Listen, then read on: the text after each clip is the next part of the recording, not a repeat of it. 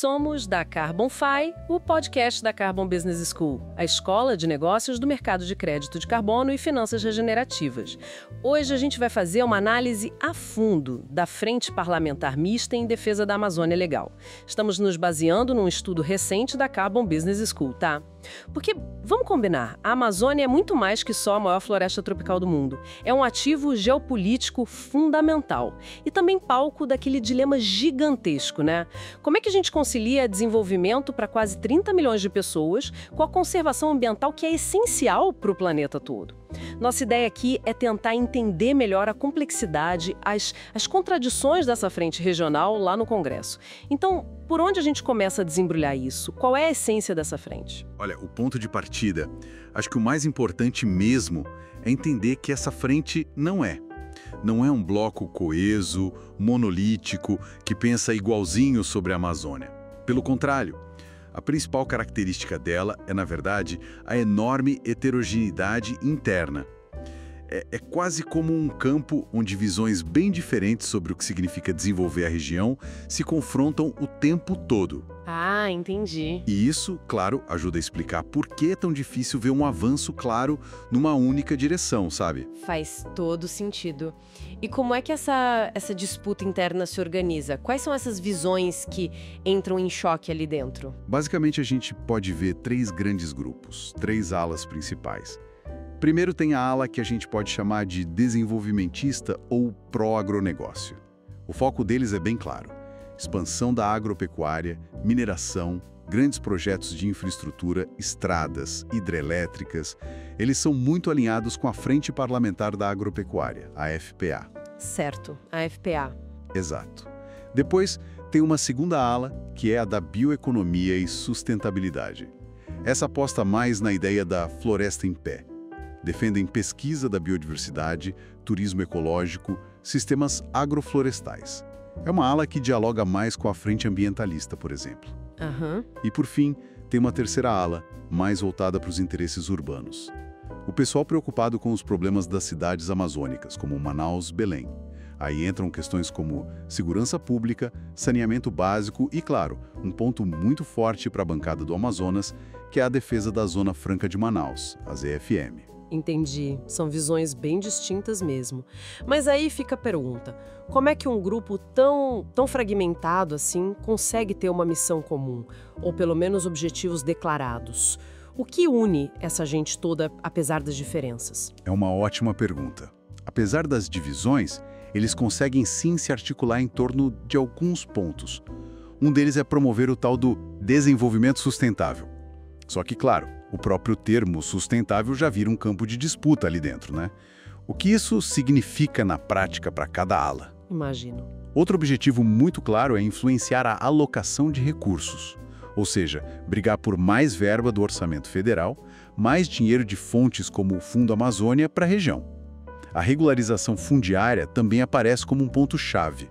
Na teoria, para atrair investimento, pacificar conflitos no campo, mas, na prática, é um tema super explosivo. Sim, sempre é. E, claro, um ponto que une bastante é defender os interesses regionais em pautas nacionais. A gente viu isso bem na discussão da reforma tributária e a briga para manter os benefícios da ZFM, por exemplo. Certo. Então, esses são os objetivos mais gerais.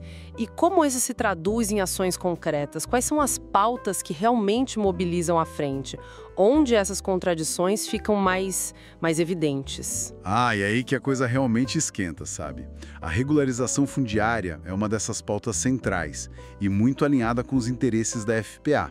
Eles buscam simplificar regras para dar título de terra, mas isso acende um alerta enorme nos ambientalistas, né?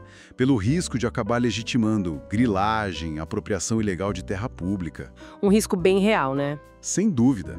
Outro tema que pega fogo é infraestrutura e logística. A defesa da pavimentação da BR-319, aquela que liga Manaus a Porto Velho, é um exemplo clássico disso. O argumento é sempre a integração da região, facilitar o escoamento da produção, mas as críticas são pesadas. Apontam um alto impacto ambiental, o estímulo ao desmatamento ao longo da estrada e até o risco para projetos de carbono florestal que existem ali. Essa BR-319 é mesmo um símbolo dessa tensão toda, né? Um divisor de águas. Literalmente. E além da infraestrutura e da questão da terra, tem mais o quê? Tem sim.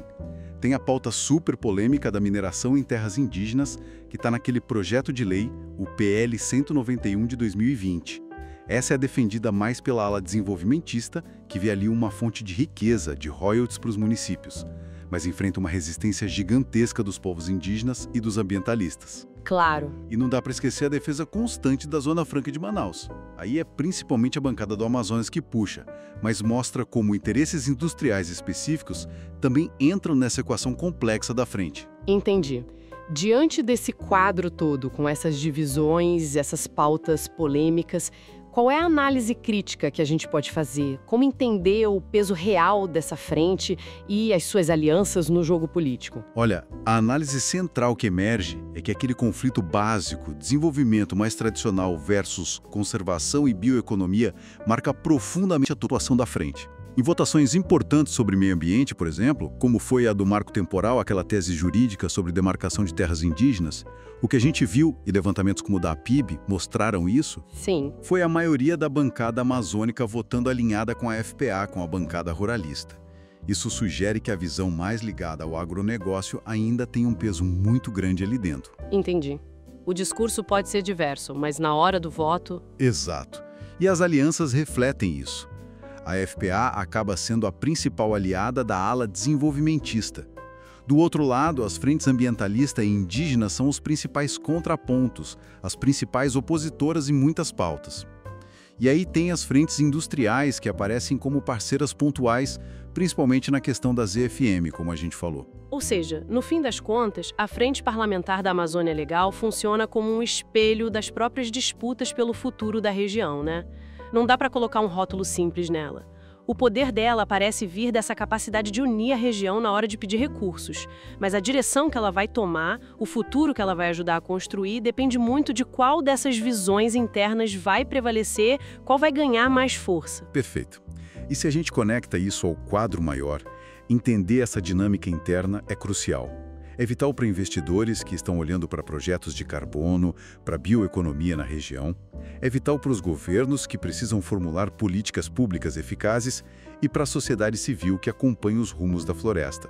As decisões que saem do Congresso, com a influência dessa frente, podem tanto acelerar o desmatamento, nos levar mais perto de um ponto de não retorno, Sim. um cenário preocupante, quanto, quem sabe, destravar o potencial de uma nova economia, uma economia realmente baseada na biodiversidade, na floresta em pé. É uma encruzilhada. Com certeza. Fica então talvez uma provocação final para a gente pensar diante dessa pressão internacional crescente pela conservação, que é real, e da necessidade local também muito real por desenvolvimento justo. Que tipo de modelo legislativo ou de governança, sei lá, poderia ser realmente inovador para começar a conciliar na prática esses dois lados que hoje parecem tão opostos na Amazônia? Fica a reflexão e para mais conteúdos sobre o mercado de crédito de carbono, siga a Carbon Fi para se manter sempre atualizado.